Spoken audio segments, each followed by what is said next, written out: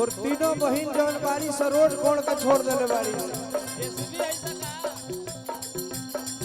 अरे रहरी के तीन पाता, रहरी के तीन पाता, रहरी के तीन पाता, रहरी के तीन पाता, तीनों छिटा ना रहे, तीनों छिटा ना रहे।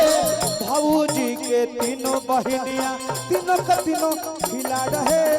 भाऊजी के तीनों बहनिया, अरे भाऊजी के तीनों बहनिया तीनों का तीनों खिला रहे।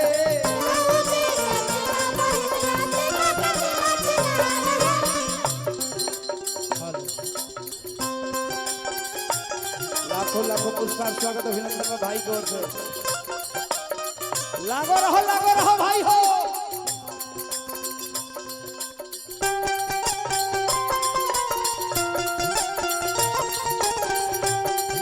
एक त्रिपुरारी बाबा कुबेर भैया हो।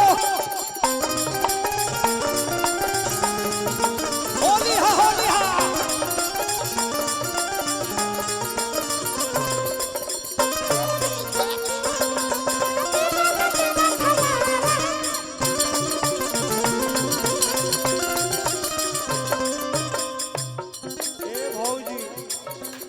तो बड़की जानतिया सब कैल सरबिया से लभ तनी सुनल।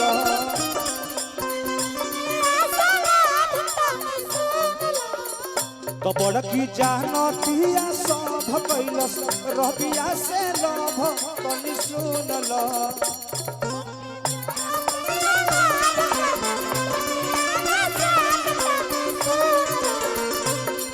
अरे रहरी में घूमी घूमी, रहरी में घूमी घूमी, रहरी में घूमी घूमी, रहरी में घूमी घूमी, भोजन जोगाड़ है, भोजन जोगाड़ है।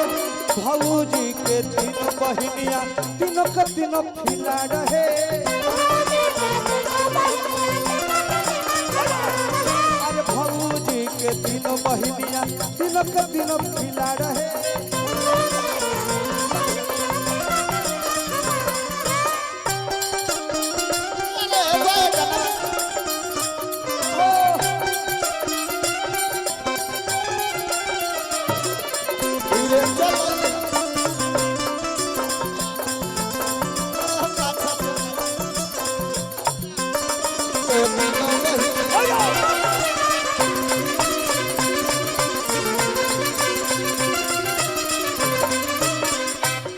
अरे रंग कदनी रंग के कुतुब मीनार रहे तहरंगल इंडिया गेट ए बालो।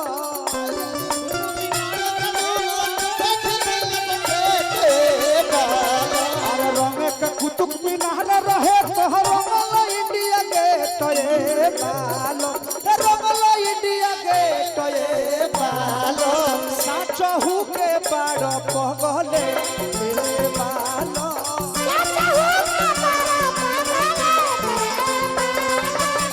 चहु के बाड़ो पगले तो ये बालो।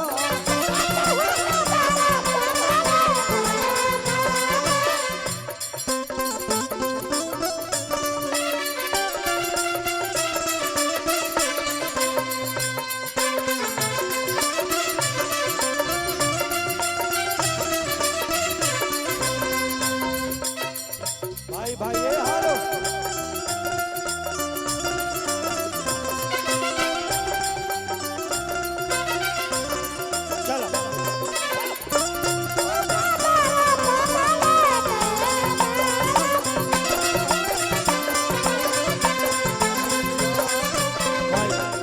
बस बस बस बस बस।